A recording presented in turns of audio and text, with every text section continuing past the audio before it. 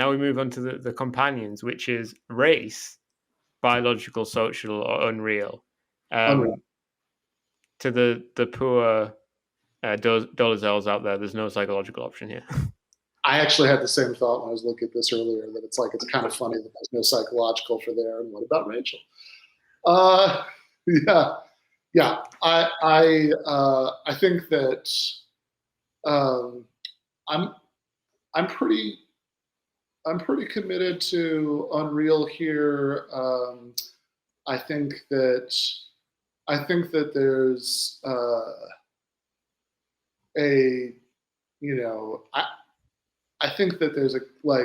this is definitely not an all of the above, because biological is just clearly false. Right. The social, or the option not given, psychological, I think you can make some case for, but I'm very suspicious of a lot of the way that people try to construct social theories of race. Again, if I'm going to be scrupulous about this, do I think that there's absolutely nothing to a social definition? That's probably going too far. But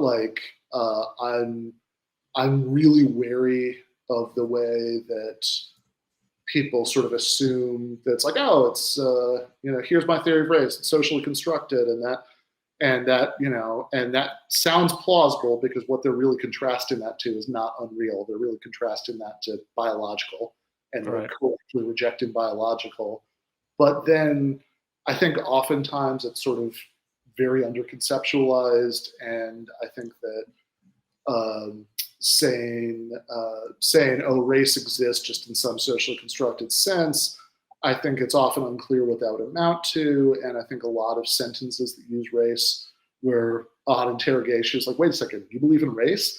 Right? Well, social, of course, right? But I think a lot of the cases, this is, I don't know, I'm pretty influenced by this kind of thing that kind of points that Barbara Fields or Adolph Reed, have made on this stuff.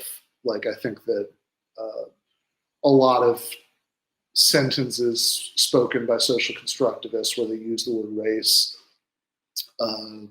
clarity is diminished rather than enhanced by the use of it.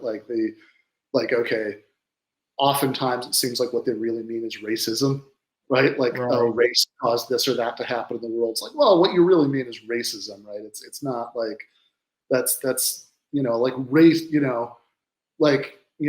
racism obviously exists and has effects on the world, but witch trials existed. That doesn't, you don't need witches to exist for witch trials to exist, right? You don't need racial categories to exist for racial prejudice to exist. And I think oftentimes, especially, there's a sort of, there's a way that people will take demographic disparities and analyze them as oh, this is about this sort of relationship between these social forces called races, in a way that I'm sort of both analytically and politically suspicious of. Like I mentioned Adolph Reed a second ago, I always think of this article he wrote for Nonsite where he talks about being on this black nationalist radio show, and he's arguing with the host, and he points out that most of the so-called racial wealth gap is actually at the top, and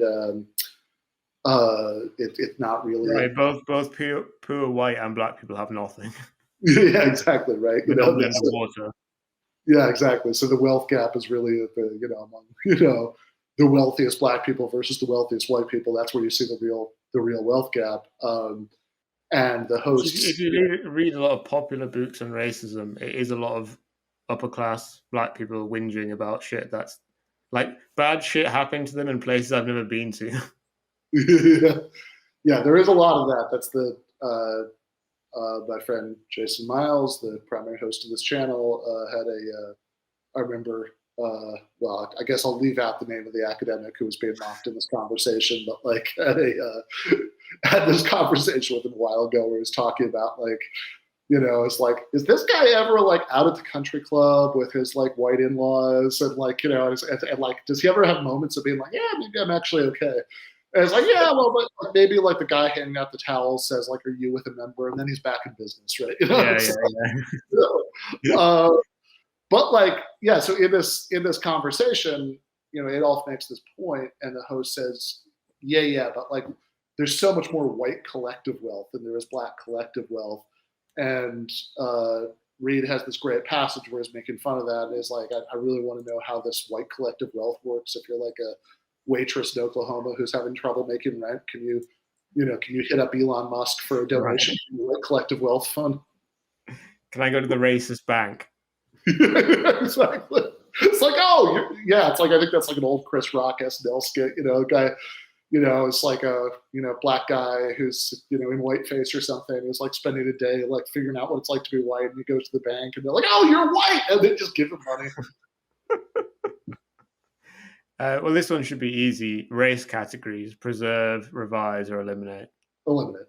Yeah, eliminate. Like, fucking of course.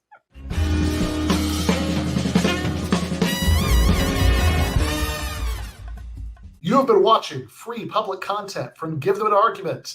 To access every single episode of the show, the main show on Monday nights, all of the streams, all of the debate breakdowns, all of the patron-exclusive postgames on Monday nights, all of the patron-exclusive bonus episodes every week, and much, much more, go to patreon.com/Ben Burgis.